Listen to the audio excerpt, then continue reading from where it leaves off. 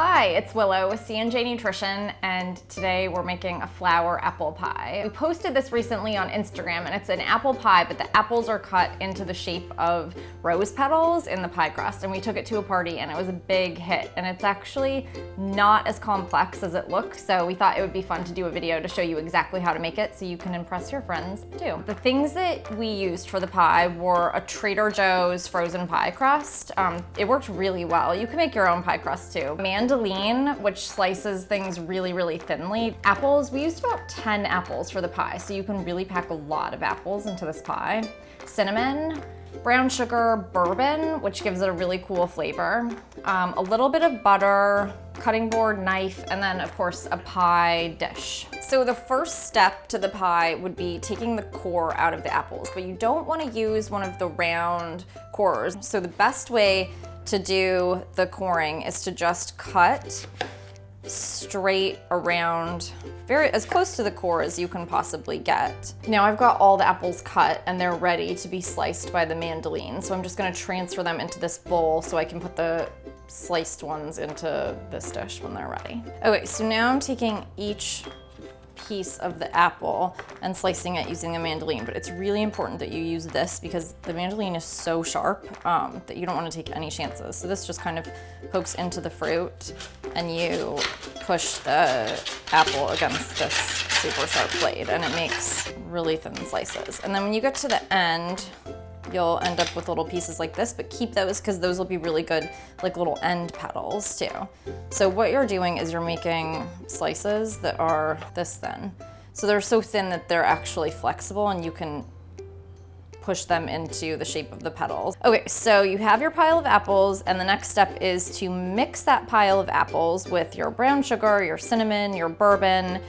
Mix it all together, let that sit for an hour. You can let it sit for up to 4 hours. The apples will soften, they'll get a really good flavor, and they'll release some really nice juice that you can then drizzle over the top of the pie. So I'm gonna use about 1/4 to 1/3 of a cup for this. I mean, use like the amount that works for you and who you're baking for. So the cinnamon, I used a tablespoon the first time and then went back through and added a little bit more cinnamon just because cinnamon brings out the natural sweetness of the apples so well and tastes so good in this pie that I felt like it needed a little bit more. So I'm just gonna go straight with 1.5 tablespoons to begin with on this one.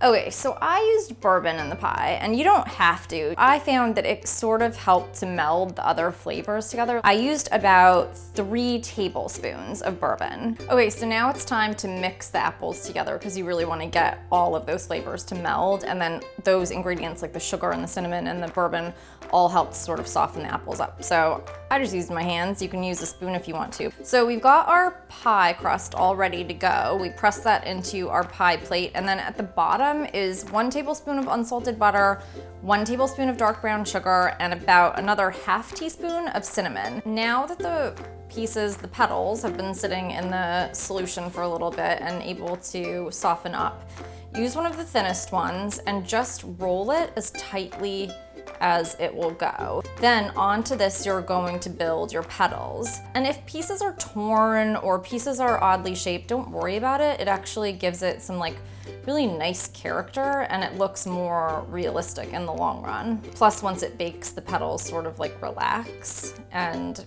it looks really nice. Whenever you put a petal on, it's sort of straight up and down, so you're basically just building outwards now.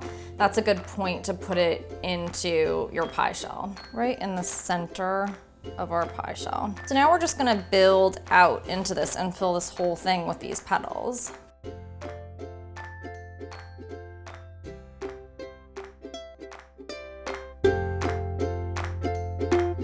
Once all of your apple slices are arranged and you've kind of arranged the petals outward towards the crust, it's ready to bake. Bake it at 400 degrees for 25 minutes and then turn the temperature down to 350 degrees and bake for another 5 to 10 minutes. If you notice that your crust is starting to get really dark, for the last 10 to 15 minutes, just put foil over the crust part, not over the apples, and bake it that way and that'll stop the crust from burning. It's going into the oven.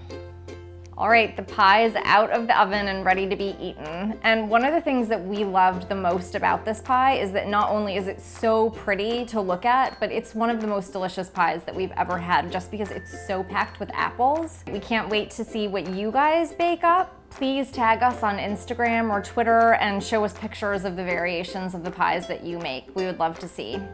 Until next time, this is Willow with C&J Nutrition. Bye.